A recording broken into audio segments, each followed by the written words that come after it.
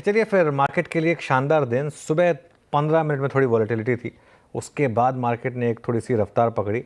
हालांकि अभी भी उस 23 300 350 के जोन में हम अटक रहे हैं, लेकिन 23 150 200 उस जोन को सपोर्ट किया। तो क्लियरली इवेंट में जा रहे हैं आप, प्रोवाइडेड यहाँ बंद हो जाएं। पहली बात, अभी 1.5 घंटा बाकी है।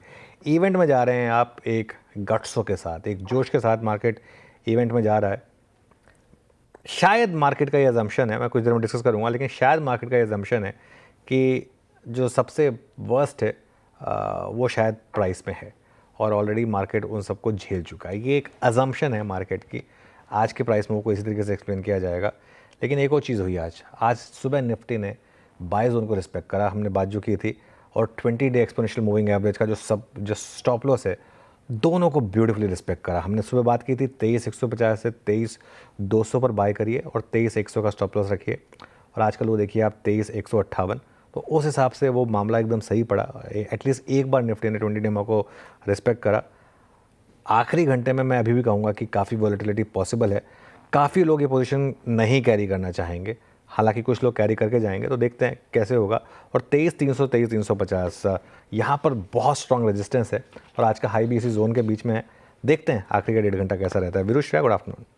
Good afternoon. बिल्कुल, आगे का 1.5 घंटा कैसे रहेगा उस देखने वाली बात होगी। लेकिन जिस तरीके से आज रैली देखने को मिली है बाजार में, बड़े इवेंट से पहले, कल की बिकवाली के बाद, सवाल ये, पहले तो आपकी रणनीति बहुत सटीक बैठी, जो आपने लेवल्स बताए उसी के इर्द गिर्द ये कामकाज करता हुआ दिखा।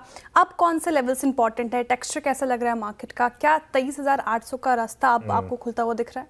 बिल्कुल, देखिए सवाल अच्छा है आपका। मैं लेवल्स पर आऊँ उससे पहले मैं ना आज एक चीज़ एड्रेस करना चाहता हूँ कि रैली हुई क्यों, और उसके बाद मैं स्ट्रैटेजी पर आता हूँ।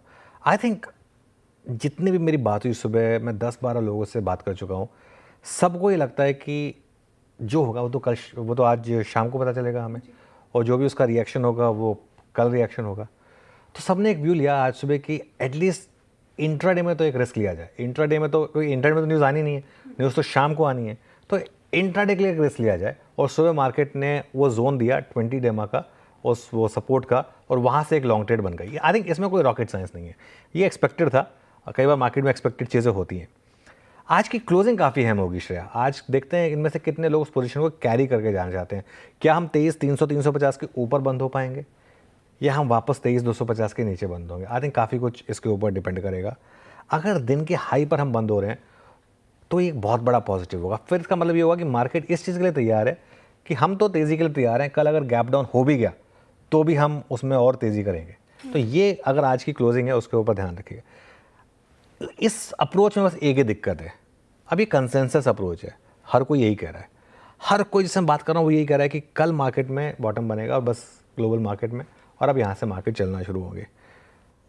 अगर डोनाल्ड ट्रंप साहब ने कुछ बाकी कुछ एक्स्ट्रॉर्डनरी कर दिया जिसकी मार्केट को भनक नहीं है, और अगर सब गलत पड़े तो पिटाई भी ज़बरदस्त होगी। इस चीज़ का आपको ध्यान रखना है। खैर एनीवे, जो भी हो, अब आपने निफ्टी पर बात की। देखिए आज हमने जो निफ्टी पर अप्रोच ली सुबह, उसमें मैं यही कहूँगा कि ये जोन है जिसमें आप एक बार प्रॉफिट बुक करें। वैसे ही 23 300 350 के मैंने रेजिस्टेंस की बात की थी। जो भी हो, आप अपना मुनाफा समेट कर जाएं। अगर तो आपने ले लिया 23 160 170 180 पर, और उस पोजीशन को अगर आप कैरी करना चाहते हैं, तो फिर एक कल का पुट लेकर ज़रूर हेज करें उसको। कल का पुट बहुत ज़्यादा महंगा आपको मिलेगा नहीं, और उससे होगा क्या कि अगर कल को बहुत बड़ा गैप डाउन हो गया तो एटलीस्ट आप बच जाएंगे। एक चीज़ समझ लीजिए, गैप डाउन या गैप अप 25-30 पॉइंट का नहीं होने वाला है, कल 150-200 पॉइंट का होने वाला है। तो उस हिसाब से अगर आप अपने आप को प्रोटेक्ट करना चाहते हैं तो एक अपने आप को हेज ले लें। और जो बड़ा ट्रेंड है ना मार्केट का, वो मुझे लग रहा है कल गैप अप या गैप डाउन जो भी होगा उसके बाद पता चलेगा, जिस भी तरफ में मार्केट का ट्रेंड होना होगा। बैंक निफ्टी की जहाँ तक बात है, बैंक निफ्टी में आज थोड़ी मजबूती है, और हमारी बात भी होती है कि अगर मार्केट की रिकवरी को कोई लीड करेगा तो बैंक निफ्टी करेगा। और बैंक निफ्टी में आज ICICI बैंक और HDFC बैंक दोनों ने हेल्प की कल के उस मिनी स्केयर के बाद। यहाँ भी मैं यही कहूँगा, लेकिन पोजीशन समेट कर जाएँ। यहाँ एक और प्रॉब्लम है, यहाँ पर वीकली ऑप्शन तो होते नहीं है, अब मंथली होते हैं। मंथली पोर्ट्स बहुत महंगे होंगे, उसका लेने का कोई मतलब नहीं है, इसमें आप हेज नहीं कर पाएंगे बेसिकली। तो इसके लिए कोई दिक्कत नहीं है। अगर कल का गैप अप बाई चांस होना हो, गैप अप वो मिस भी हो जाए, तो मेरा मानना ये होगा कि यहाँ पे पोजीशन जो है ना वो आप समेट कर लेकर जाएँ। चलिए वीरू के पास चलते हैं। आज स्टॉक स्पेसिफिक एक्शन कैसा रहा वो जानते हैं। Veeru, good afternoon. Good afternoon Anuj. यहाँ पे स्टॉक स्पेसिफिक एक्शन पे आते हैं। जो स्टॉक इस वक्त बहुत ही ज़्यादा इंप्रेस कर रहा है, मैं स्क्रीन पे रखूँगा, और वो एक बहुत ही अच्छे बेहतरीन ब्रेकआउट के कगार पे है। Let's bring UPL 656.60। आज क्या क्या हुआ केमिकल बास्केट में, जरा इससे पहले आप वो देखिए। एसआरएफ सुबह सुबह ये जो एक ब्रेकडाउन के कगार पे था वो आज ब्रेकआउट में तब्दील हो गया और पूरे सेक्टर में आज लोअर लेवल से काफ़ी स्ट्रॉन्ग बाइंग थी। यूपीएल एक सुबह थोड़ी बहुत बाइंग थी, उसके बाद शॉर्ट कवरिंग 656.60 पे ट्रेड कर रहा है। मैं इनफैक्ट इसको प्राइस को मार्क करके रख लेता हूँ। 656.60 पे स्ट्रांगली प्रिपेयरिंग इटसेल्फ, अपने आप को प्रिपेयर करता हुआ एक अच्छे मूव के लिए। बट थ्रेशोल्ड पॉइंट होगा 658-660, बट एक टिपिकल फ्लैग स्ट्रॉन्ग सपोर्ट या 20 पे अच्छी खासी शॉर्ट कवरिंग यहाँ पे आती हुई। तो केमिकल बास्केट से एक पिक किया हमने यूपीएल। दूसरा स्टॉक लेके आइए जहाँ पे आज काफ़ी स्ट्रॉन्ग मूव बन रहा है और वो है बीएससी 5608 पे। जरा एक बार इसके ओआई को देखिए आप अनुज, ओआई को देखिए। और आज सारे एक्सचेंजेस में काफ़ी स्ट्रॉन्ग मूव है। ओआई 0.2%, 81,000 शेयर बिल्डअप हुए। और सिर्फ ये नहीं, सिर्फ फ्यूचर का बिल्डअप मत देखिए आप इसमें पुट राइटिंग देखिए अनुज, बहुत स्ट्रॉन्ग पुट राइटिंग है। यानी इस वक्त बीएससी एक बहुत स्ट्रॉन्ग ग्रिप में है। एक ये हो गया। और लास्ट स्टॉक में यहाँ पे मेंशन करूंगा, जरा प्लीज लेके आइएगा आपकी स्क्रीन पे, रैम्को सीमेंट्स। एक स्ट्रॉन्ग ब्रेकआउट, मतलब सीमेंट में ये वो स्टॉक है जो कि लोअर ट्रैजेक्टरी से बाहर निकल रहा है। इसी स्पेस का लीडर ऑल टाइम हाई के आसपास ट्रेड कर रहा है, दैट्स अल्ट्राटेक। लेकिन रैम्को सीमेंट लोअर ट्रैजेक्टरी से बाहर निकलता हुआ आज सारे एवरेजेस के ऊपर इसने अपनी इनिंग्स को स्टार्ट किया और बहुत अच्छी बाइंग, 2.25% का ओआई बिल्डअप। और ये ऑलमोस्ट स्ट्राइक करता हुआ अपने 31 जनवरी के स्विंग हाई को। और वो स्विंग हाई स्पॉट में है 933, अगर वो निकला तो एक और बड़ा ब्रेकआउट होगा। तो 3 स्टॉक्स यहाँ पे आपकी स्क्रीन पे। Last one is Ramco cements. पर अनुज, जो निफ्टी पे हमने बात की अभी कुछ देर पहले,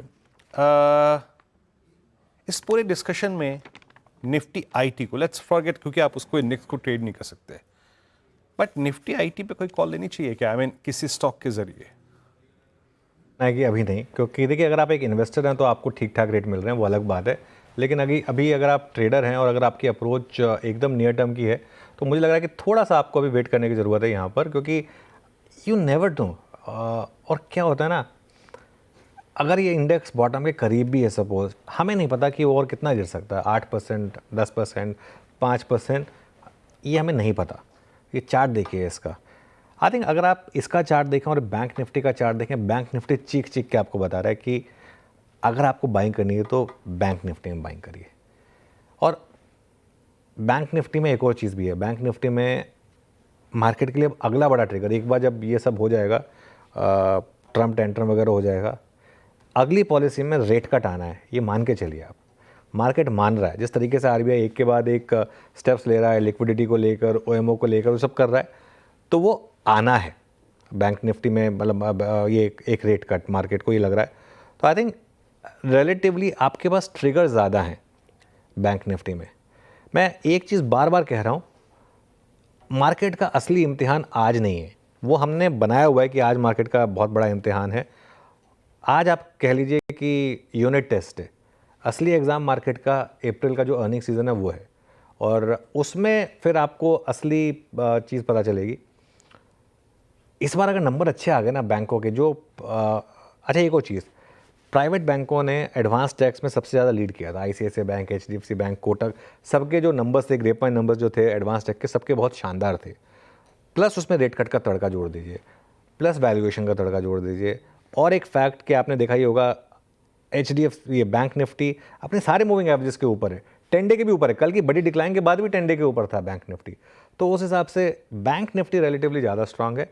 निफ्टी आईटी को मैं अभी भी अवॉइड करना चाहूँगा, 1-2 दिन और दूंगा, उसके बाद एक व्यू लूँगा। चलिए आगे बढ़ते हैं श्रेया, और आज के कार्यक्रम का क्रम और ट्रेंडिंग स्टॉक्स की बात करते हैं।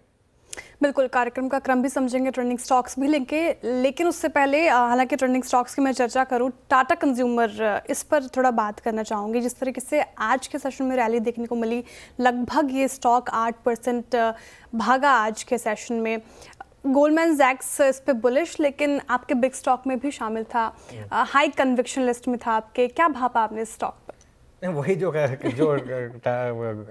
गोल्डमैन ने लिखा। देखिए मैं एक चीज़ बताऊँ, कोई रॉकेट साइंस नहीं था इसमें। और एक चीज़ मैं आपको बता दूं, ये हम इस पर एक वो ले सकते हैं, ब्राउनी पॉइंट ले सकते हैं कि हमने जो स्टॉक की बात की थी वो 7% ऊपर है।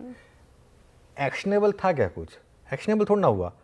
आप खुला ही यहाँ पे इंटरडे देखिए इसका, जिसने प्री ओपन में ले लिया श्रेया उसके लिए तो ठीक है, ठीक है। प्री ओपन में मिल गया अगर आपको ठीक है, क्योंकि प्री ओपन में 3% ऊपर खुला था। एक्चुअल ओपनिंग में तो इसकी ओपनिंग ही 1073 पर हुई थी। जी। हाँ, उसके बाद एक बार नीचे आया, जब 4.5 के करीब आया, वहाँ पे अगर आपने लिया तो उसके बाद आपको 3-3.5% का मूव मिला। लेकिन ये बात मैं क्यों कह रहा हूँ, मार्केट में इस समय जगह बहुत है जहाँ पर भी अर्निंग्स अपग्रेड आएंगी। क्यों चला इवेंचुअली, जो गोल्डमैन सैक्स ने कहा वो पढ़िए। गोल्डमैन सैक्स ने जो कहा है उसमें ईपीएस कितना उन्होंने बढ़ाया, बहुत कम, लेकिन बढ़ाया। सबसे इंपॉर्टेंट चीज़ ये, मार्केट इस समय हंगरी है ऐसे आइडियाज़ के लिए जहाँ पे अर्निंग्स की जो डाउनग्रेड्स हैं वो ख़त्म हो और हल्के से भी अपग्रेड मिल जाएं। ये एक प्रीकर्सर है अर्निंग सीज़न का। अगर अर्निंग सीज़न में इस तरीके के स्टॉक्स पर आप फोकस करेंगे तो चाहे टैरिफ लगे चाहे ना लगे, चाहे अभी कुछ देर पहले राजेश अग्रवाल जी से बात कर रहे थे, आशीष मैं सुन रहा था, बिल्कुल सही कह रहे थे वो कि वो तो अभी हमारे पास टाइम बहुत है, कुछ और तो है नहीं, तो इसके लिए हम डोनाल्ड ट्रम्प करते रहते हैं। एक बार अर्निंग सीजन शुरू होगा उसके बाद आपका पूरा का पूरा फोकस जो है ना वो स्टॉक स्पेसिफिक इन सब चीज़ों पे आ जाएगा। इसमें अगर अर्निंग्स अपग्रेड्स आ गई किसी स्टॉक्स में तो वहाँ रैली बड़ी होगी, इस चीज़ का आपको ध्यान रखना है। फोकस करें वहाँ पर जहाँ ये इकलौता नहीं है, ऐसे कई अपग्रेड्स दिखेंगे आपको अगले कुछ दिनों में, आपको फोकस करना है वहाँ पर। उस कहाँ तरीके के बेहतर stocks, अर्निंग बिल्कुल, विजिबिलिटी दिख रही है exactly, वैसे exactly, स्टॉक्स पर फोकस exactly. करें। चलिए अब ट्रेंडिंग